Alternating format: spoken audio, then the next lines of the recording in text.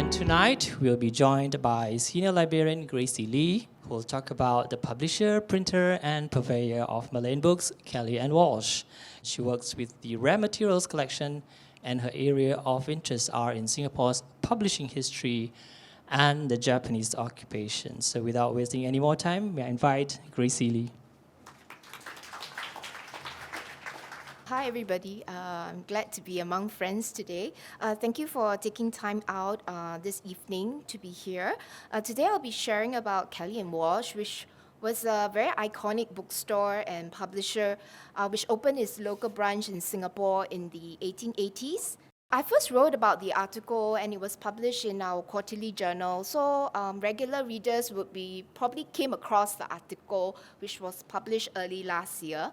But I promise the talk will not have too much repeats from the article because as I wrote the piece, there was a lot of information and not everything I could put inside. So I thought today this really gives me a good chance to share the other stuff that I couldn't put inside the article. So without further ado, just start. This will be the brief overview of what I'll be covering. Who was Kelly Walsh, in case some of us may not know about this bookstore, because if you're my age, this bookstore was long gone. And to kind of trace the beginnings of Kelly Walsh, because it started off as a Shanghai bookstore, and then to look at the Singapore branch of Kelly Walsh in its roles as a bookseller, as a publisher and printer, and then to look at the management of the branch. First of all, Kelly Walsh was actually one of the longest running bookstores in Singapore. It started in the 1880s and it closed in 1956. So it was a very iconic retailer, and it was literally a landmark in Raffles Square, or later on renamed Raffles Place. And it was also a major publisher of Malayan works, one of which is Wilkinson's Malay and English Dictionary, published in 1901 and 1902. And we have a copy here. You can take a look at it later on.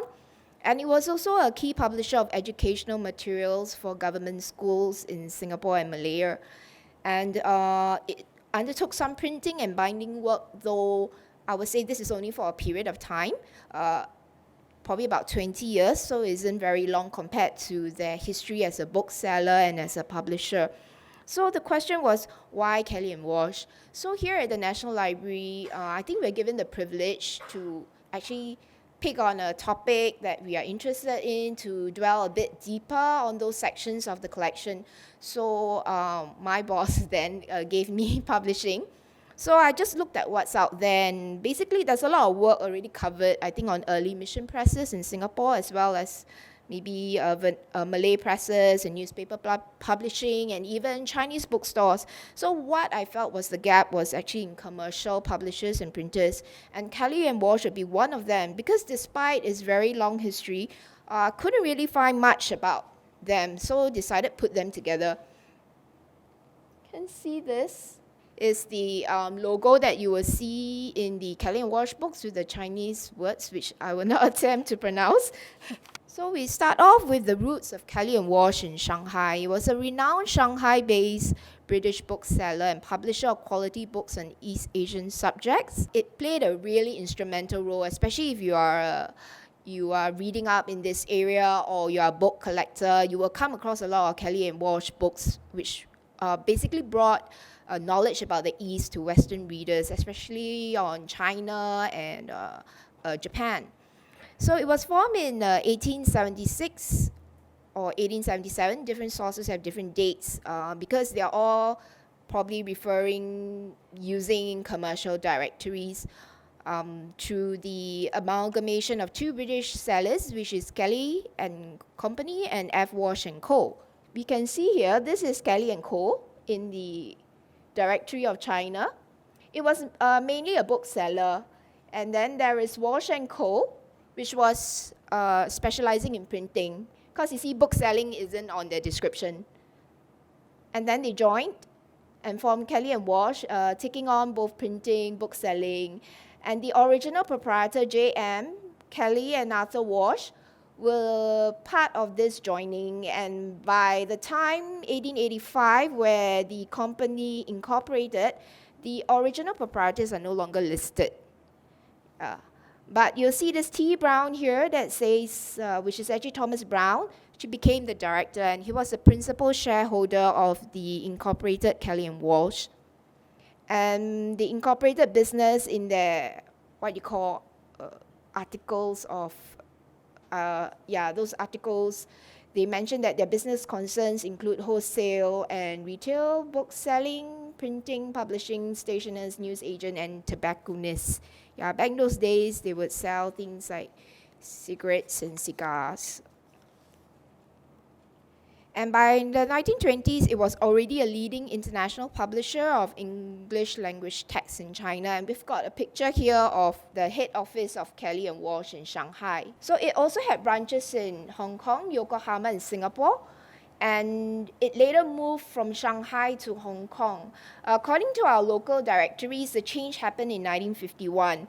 I think as we look, you will see that the bookstore as a whole, not only in Singapore, in Shanghai, Hong Kong, and Yokohama, started to decline after World War II.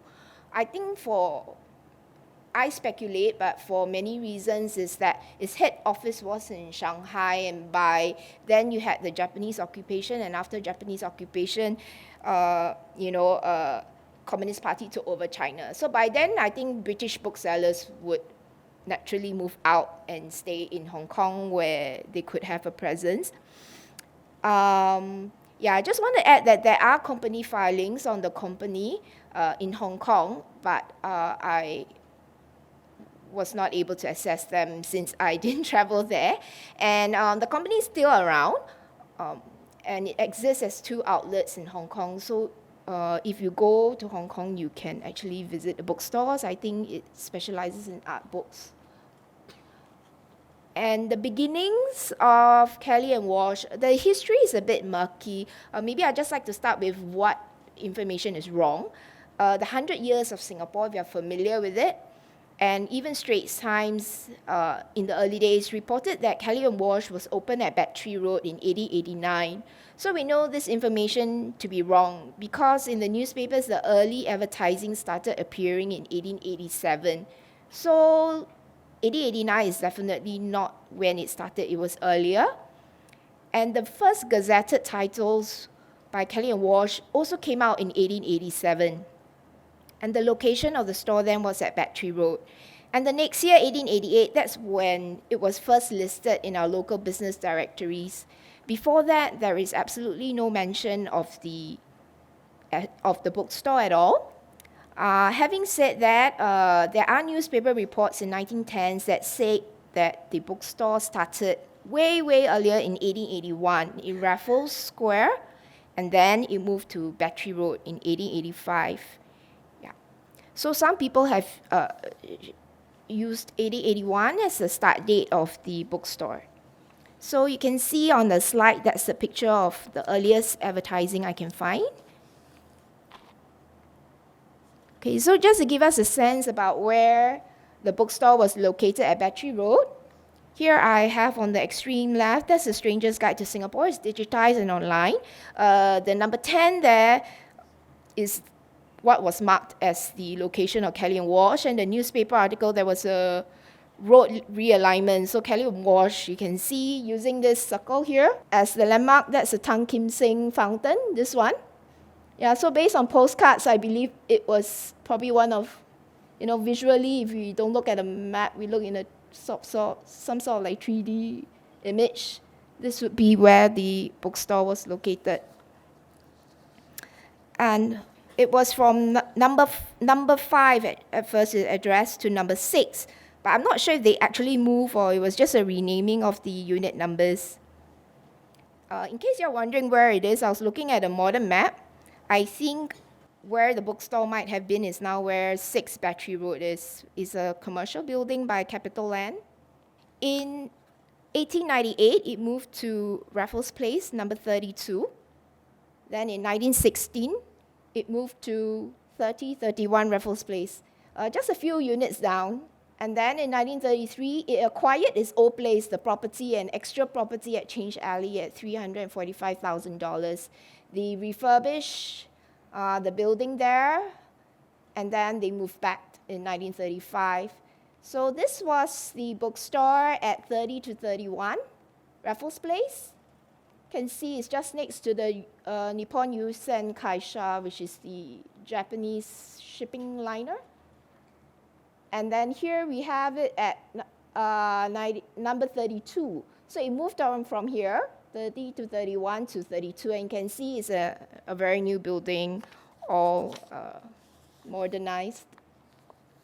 Okay, this home coming to number 32, because it moved to 32, then to 30, and then back to 32, actually ushered a new chapter for the bookstore.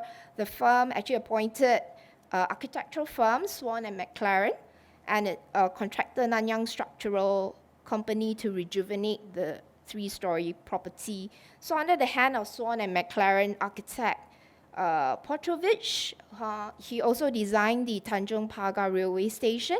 The building was modernized. The original building was yellow, and that gave way to a gray granite plaster design by Nolly, who was, well, I mean, he's best known for his work at the Supreme Court, what we know now as the National Gallery. And the sloping roof was replaced with a flat roof, and a lot of modern facilities went in. It was fitted with citral windows, the archways were widened, a ground floor was relaid with rubber tiles, they had woodwork, steel shelving, they had a lift, and they had something called solo air. It's not actually aircon, but it's better than a fan. So it's like the after fan, you had solo air, which is some sort of ventilation system. It's only in 1950 the bookstore had air conditioning, which actually the Straits Times said they were the first in Raffles Place to have air conditioning. So this was an advertisement when the bookstore opened after the renovations. And then the wartime came. Bookstore was actually taken over by Shibudo Shoten, which was a Japanese bookstore. It opened in September 1942. This Shibudo Shoten had outlets in Kuala Lumpur, Ipoh, Penang, and it sold things like, you can see the description here. Yeah, Nippon, for the Nippon community, sold storybooks, novels, books dealing with military matters, and also sold English books. When I read the English books, I thought maybe they came from the old Kelly and Walsh, but I don't know. So after the war, Kelly and Walsh reopened, and actually business was good. They said that when we were reading newspapers, people were trying to replace books which they lost after the war. So business was not bad.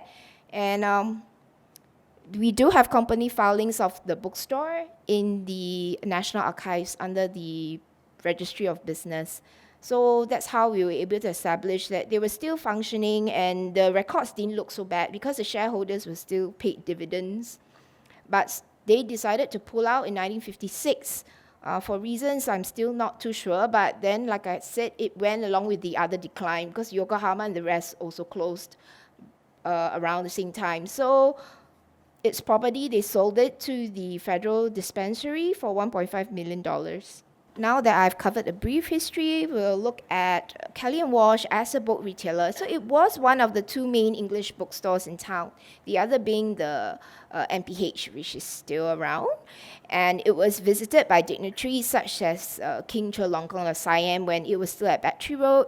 So besides selling books, they also they functioned like a town's ticketing agent, sort of like our SISTIC today. They sold music, theatrical performances, dances, balls, flower, animal shows.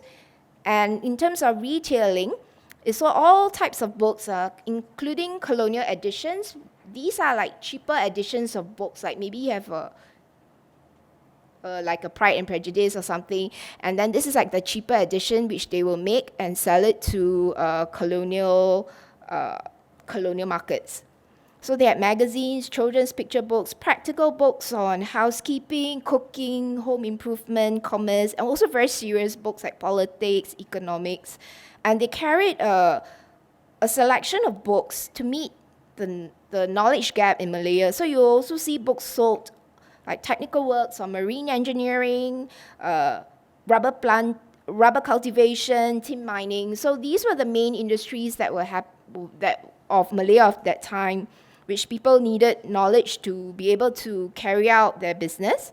And the other thing was that it was very typical. It had something like as a stationer, all the kind of things you would find in what they call a gentleman's library. You have writing pens, blotters, fountain pens, diaries, bookends, cigarettes, like I mentioned. Yeah, especially this one is very unusual to me. I thought the one on the left, Books Applied by Kelly and Walsh. Just to let you know, there are also book labels of Kelly and Walsh in Shanghai, Yokohama, and Hong Kong. I got these from the web. So it's not just books, they also had binding. They will identify that book was bound by them. And okay, so what about marketing? Very typical things that still happens today. They took out advertising. You have seen they will have put their list of books on the newspapers to let people know. They gave complimentary copies and had them reviewed in newspapers. They issued book lists. Here, they said they come up with monthly book lists. Okay, I can't find these monthly book lists in our collection, but in libraries overseas, I do see something called Catalogue of Books relating to China, Japan, and the Far East on sale by Kelly and Walsh. So you do see some, and they have something called annual supplements. But I would think the section on Malaya would be quite small compared to the output for China and Japan. And when you flip through the books, of course, they will advertise their own other books. Please, we also publish other books. Yeah, and this is a very unusual piece. This just came into the collection also. This is a window envelope, and you can see there's an advertising by Kelly and Walsh. I'm not sure how many of you... Okay, I'm a subscriber of a telco, and when I get my bills, this is what they would do. They will advertise other things on top of it. So, yeah, so I thought, it's so similar even back then. They advertised their 3rd edition of the Mam's Cookery Book and the Next Meal Cookery Book. Yeah, and what's special about this piece is that it was postmarked 1940 and has a censorship stamp on it, actually passed for transmission, because by then, 1940, we were, I think, quite close to wartime. As part of his business as a stationer, Kelly and Walsh actually was known for his annual display of Christmas and New Year greeting cards. So it was a tradition that shoppers would look forward to. So every year, they'll have this grand display of all the postcards. Festive cards. So these festive cards could be European festive cards, with floral designs and all. But what was most popular was what they call the best-selling local series, because these were designed locally in-house by Kelly and Walsh, and they would be basic colotype reproductions of Singapore scenes. So you have Malay sailing crafts, Malay Kampong, or you have pictures of Battery Road, Collier Quay, that kind of thing. And on the cards, you will have in Malay, Selamat Tahun Baru, like Happy New Year. And the residents here would buy these and send them overseas. I don't have an example of a postcard, but I have a greeting card. But I do have an example of a postcard printed by Kelly and Walsh. And this was donated by Mr. Lim Xiaobin. Besides photographic reproductions, their festive cards also had artistic designs. So other Malayan designs you will see are like wood cards and illustrations by Nora Hamilton and Hope Faulkner. So to give us a sense, this is our book on Haji Malayan rhymes, and this was illustrated by Nora Hamilton. And this is Hope Faulkner. I found this on the internet. So it gives us a sense what kind of pictures would have appeared on the postcards. This kind of very charming, whimsical, or maybe we can even say exoticized images of Malaya. And we see an advert here in the Straits Times for Christmas card, like liquor box Christmas card or jade charm Christmas card. We don't have that, but I found one for Shanghai, and I think it probably has the same design, except this picture of a woman laborer probably replaced by a very typical Malayan image. And now we come on to Kelly and Walsh as a publisher. I think it also left a legacy of publishing. It was a prodigious publisher of works on Malayan subjects and by Malayan authors. So I did a rough count. I can't be very accurate now. I because sometimes the cataloging isn't very precise in differentiating who is a publisher and who is a printer. So sometimes you get them mixed up. So if you're checking, it's best to check the actual book. So they did publish, I think, about more than 100, and these were mostly in the English language, then followed by Malay, both in Romanized Malay and Jawi, and bilingual works. And I could find very few for Singapore in English and Chinese or English and Tamil, and almost none published entirely in Chinese and Tamil. But I'm quite sure Kelly and Walsh in Shanghai's publishing output would be different because they're catering to a different market. So how did I did the study? I compiled all the lists of titles that they published through what we call the Memoranda of Books registered in the Catalogue of Books printed in the Straits Settlement. That's quite a mouthful. And WorldCat. I just want to explain these. These are tools that librarians use. So if you are interested in this kind of research, you can use these tools. Okay, Memoranda of Books. This is really an outcome of the Book Registration Ordinance, which is the Act in 1886, which provided for the preservation of books that was printed in Singapore and the Straits Settlements. And the ordinance was passed in 1886, and then the Queen sort of allowed it and confirmed it in 1887. So by law, the people, publishers, and printers were required to deposit 3 copies of any book, pamphlet, newspaper, music, charts, maps, to the colonial government. 1 copy went to the British Museum, 1 went to the Colonial Office, and 1 came to the public library, which would be us, the Raffles Library. And if you didn't deposit, you could be fined. Actually, this need to deposit books is still in existence today under the National Library Act. But now we only require people to deposit 2 copies. For this reason also, I think until independence, you'll find that the British Library, who inherited this collection from the British Museum, has a very rich collection of Singapore imprints as well. This example here I have of a textbook published by Kelly and Walsh. Can you see the CSO stamp here? So this is for the Colonial Secretariat Office stamp. And this number, which you can't see if you looked at our library books, they have this legal deposit number handwritten on the top of the books. This would be how a catalogue looks like when it appears in the Government Gazette.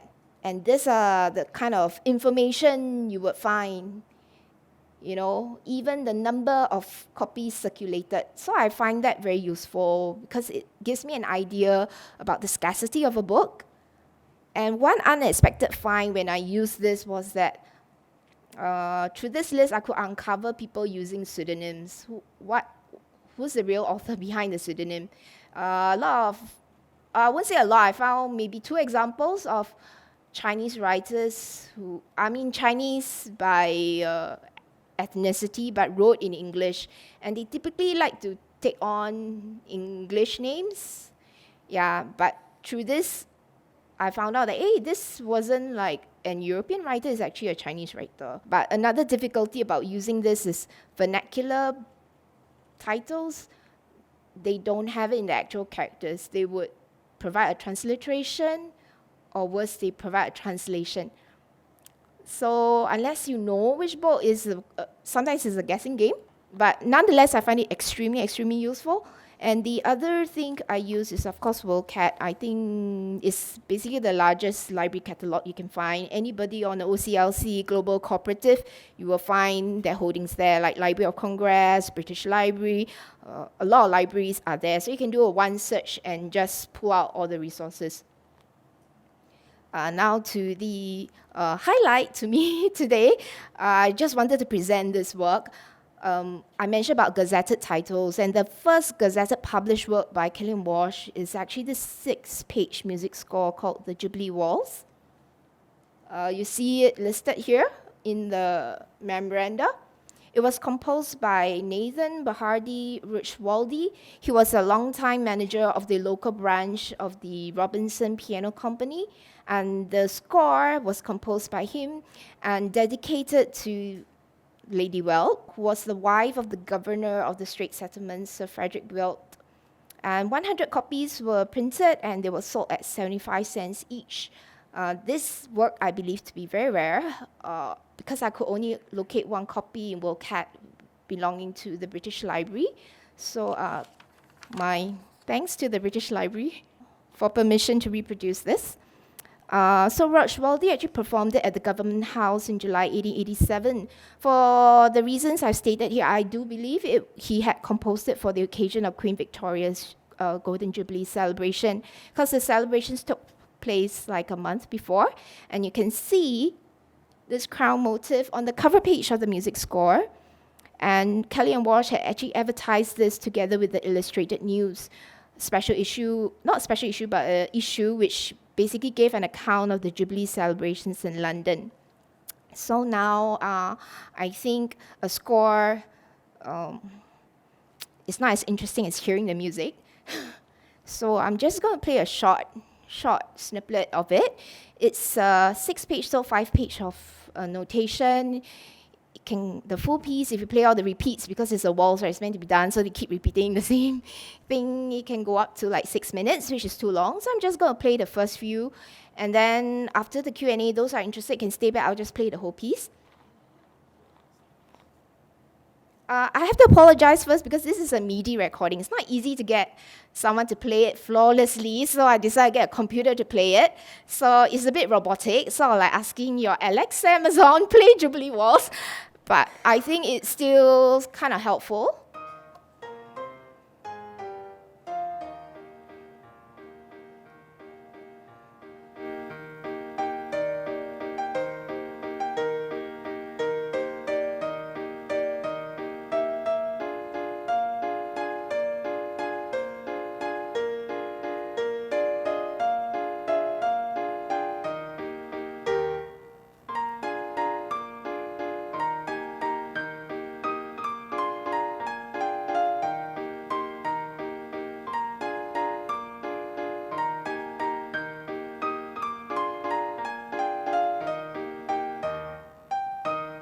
Okay, I'll just stop here.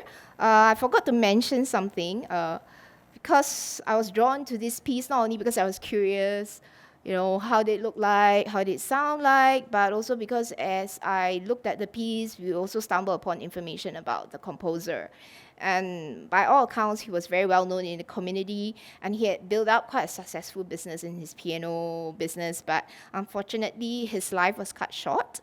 In 1901, he was actually found dead by suicide. He actually took his own life. He was found, on, I don't know, is it coincidentally or not, he was found on the second floor of the Kelly Walsh building at Raffles Place. Yeah, so it was quite poignant when I decided to sort of create a MIDI recording of the score. So we'll play at the end, those who are interested. Okay, Kelly Walsh was also a major publisher of educational materials, textbooks, readers, teachers' guides, and you can see an example on the right.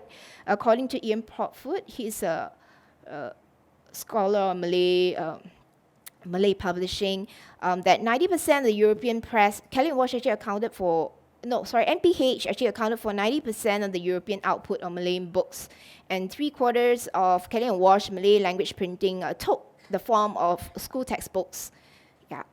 And many of these educational titles were for instruction on English and Malay in elementary schools. I couldn't find many on other types of subjects like arithmetic and geography, but there were. And in recognition that Malay was the lingua franca of Singapore at that time, you'll see that Kelly Walsh actually published a lot of books on the Malay subject, on Malay language, like Handbook of Malay Language, which was aimed at tourists and residents. You have a book on Malay medical terms, Malay for minors, Malay for mams to kind of communicate, the expatriate housewives to communicate to their helpers in Malay, Malay for beginners, even military Malay. So a lot of books on learning Malay. And when you look through these books, sometimes the way they're written is quite amusing. I've cut out this section on how you would conduct a medical examination for beriberi in Malay. So it said, how did the illness commence? Apa macam sakit mula-mula. Then you go on slide, fever, vomiting. Okay, do you have any other illness? This guy reporting. Yes, dysentery, diarrhea, gonorrhea, rheumatism, and a broken leg. So Malay answer is very bad lah. Saya susah lah. if you actually look at the book, it's not just a funny book. There's actually this library's copy, and you can see someone actually was using the book. There are red marks and pencils and markings to show that, this is not the right translation or something. Yeah. Okay, now we look at, in terms of Malay language books, perhaps the most notable or their most notable publication was Wilkinson's A Malay English Dictionary 1901 and 1902, and Winstead's An English Malay Dictionary, which expanded on Wilkinson's lexicon. Like I said, we have the Wilkinson on display here. This is really the definitive work on the study of classical Malay. So Malay words are arranged in Jawi alphabetical order and published in 2 parts. So Kelly Walsh succeeded in publishing this, but Wilkinson later complained in a letter to Skid that they didn't do such a good job with the marketing of the book. And just to give you a sense of the variedness of the things that they publish, from technical works to law, natural history, hobbies, even slimming diets for the tropics. I saw that, I think 1930s, and the ladies were concerned. They said that you can't always be eating lamb chops in the tropics. So to keep fit, you got to eat salad and stuff like that. And then Kelly Walsh is also quite known for its photo books, illustrated works. We have some on display, and of course, various travel guides and fiction writing. Now I'll go into Kelly Walsh as a printer. So we know they began publishing in 1887, but they didn't do their own printing. They outsourced it to commercial printers. Like if you look at the Gazette, like Singapore Straits Office, Ko Yu Hien Press, various commercial publishers. It's only 1899 that they begin to set up their own printing and bookbinding department. How we know that is through this advertisement in 1899 where they say we are setting up a printing and bookbinding department, and probably the business was quite successful, or that's the road that they wanted to go. In 1904, they actually expanded to a whole printing plant in 194 Orchard Road, which is where Paragon Shopping Centre is right now. And for books from that period, sometimes you will see on the title page, it not only says Raffles Square, it will say 194 Orchard Road. But that's not always the case. So besides printing their own books, they also took all kinds of printing from other people. So they also printed for other publishers and government jobs. But 20 years later, the printing press closed. They sold it to Fraser Neef. That's another very famous, very important printer, and they're still in existence today. Fraser Neef, still publishing a lot of books through Times Publishing, I believe. But they didn't dispose of their Orchard property until 1925 or 26. Through the advert, you can see they tried to sell it off first. It didn't work. Then they tried to auction it. It didn't work. And then they tried to lease it. But finally, based on company records, we know they did manage to offload the property. And now I come to the last part of the presentation, which is on the management. So the management, mainly British directors, if traced all the commercial directories over the years from start to end, and always they were managed by British directors with the head office in Shanghai, and they also had a London office where one of their staff would act as a London agent. So usually there's only one manager, and they were assisted by assistants who were also Europeans or British. Sometimes there was a sub-manager, and the printing factory, when they had it, also had their own manager, but the entry-level employees were made up by Asian staff. You can see here a cashier and the clerks. Yeah. Occasionally, you will see movements between the staff in Kelly and Walsh in Shanghai and Singapore, and I'll just give 2 examples because I think they are like a good mirror of each other.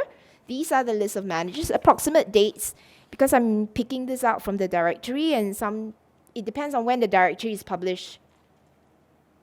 So these are the person, and I'll talk more about George Bringworth and G.H. Davis. And here's a picture of F.D. Haig, here the manager for 1980 to 1983, but this was taken in 1930s because by then he was actually a librarian with the Singapore Free Press office.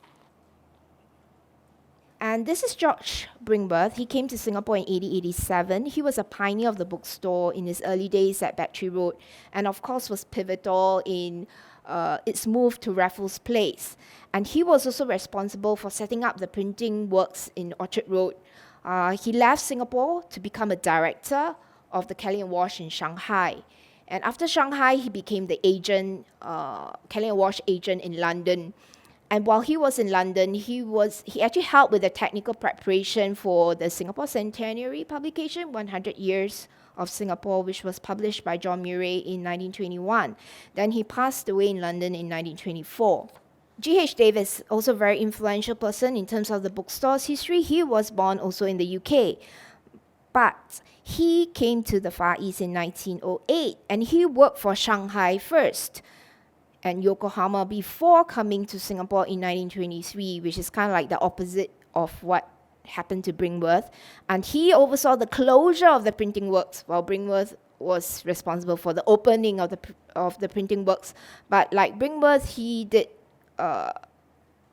sort of establish a bookstore at Raffles Place because he spearheaded the refurbishment and the opening. And during the Japanese occupation, he was interned in Singapore. After the war, he was also responsible for opening it. And he rose to become a director, but he passed away in 1950 and he was buried at Bidadari Cemetery. Okay, so I've actually come to the end of my presentation. After the Q&A, we'll play the score. And now it's over to you, the audience. You have any questions, comments, or anything you want to say about Kelly and Walsh? Yes, we have a gentleman at the back. Thank you for your presentation. I'm quite new to this series. I just want to find out what is the oldest book you have in the National Library, and how do you preserve it? Do you all intend to digitalize it for posterity's sake? The oldest item in the National Library is actually a map. It's 1478. It's a Ptolemaic map of Southeast Asia. We do have preservation and conservation in terms of how we keep the items. They are usually in mylar or archival box. No lights inside the room, and humidity is controlled at 50%. Temperature is at 18. And we do digitize. In fact, that map is digitized online. And some of these books you see here are also digitized online. But what we put out will be selective depending on copyright. So you will probably only see things like from the 1880s and earlier, unless for some reason we have the copyright to release it online. Thank you, Gracie. How long do you take to do the research for all these publications and whatnot? On top of other work, maybe 2-3 months. So it's off and on, because while preparing this, I will look through again, and then I'll find that there are some things I need to correct. So what you hear from today in the article, there are some parts which I will make maybe a caveat. Like in the article I wrote that, it was composed for the Queen Jubilee celebration. And after that I look, I say, I think it is, because everything points to it, but there's nothing that says it was composed. Yeah, so, yeah. Thank you. Yeah, I have a question regarding the logo. Yes. The Kelly and Walsh logo. There were 2 Chinese characters. Yes. And I was wondering what were the meaning of those characters. Oh, okay. This one, right? I should not attempt to pronounce it, but you can see the 2 Chinese words. I think it's BFR lah, but I could be wrong. BFR is actually the name for the Kelly and Walsh. Then the 沃尔斯 is Walsh, Chinese pronunciation for 沃尔斯. But even so, they joined Kelly and Walsh. They only retain the Chinese name for the Kelly and Co. They dropped the 沃尔斯. Yeah. I was wondering whether you have any problems with acid-free paper in Kelly and Walsh publications. You know, I'm with the Botanic Gardens. What kind of issues do you face with the acid-free paper? Yeah, well, I have some old books, my own personal books, and basically the paper crumbles. And these are publications from like 1900. It's quite typical of that period. Yeah. Because the paper itself is intrinsic, it's not made to last. So it will, over time, deteriorate and crumble. I'm so sorry to say that, but yeah, it's just like our newspaper. No matter how well you keep it, even so you put in those temperature, but putting in those special conditions slow down the deterioration. So keep it away from sunlight, keep it,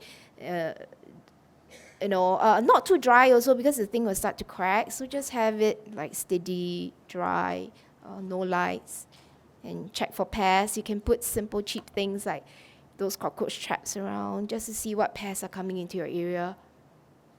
Do you travel to Yokohama to do any research? No, unfortunately, that's why I couldn't also go to Hong Kong where the files are. So my hope is that through this, other people who are interested in Kelly Walsh, I know it's very niche, might be interested to do things in Hong Kong, to look at Hong Kong records or to look at what's happening in Yokohama. Sorry, I want to ask a very basic question.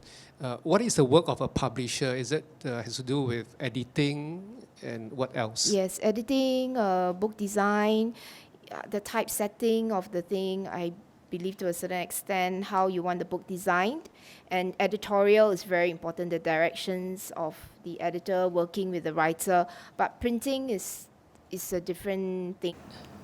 Actually, we have, Singapore Book Publisher Association have published a book about, called it Story, and they cover a chapter on Kelly and Walsh.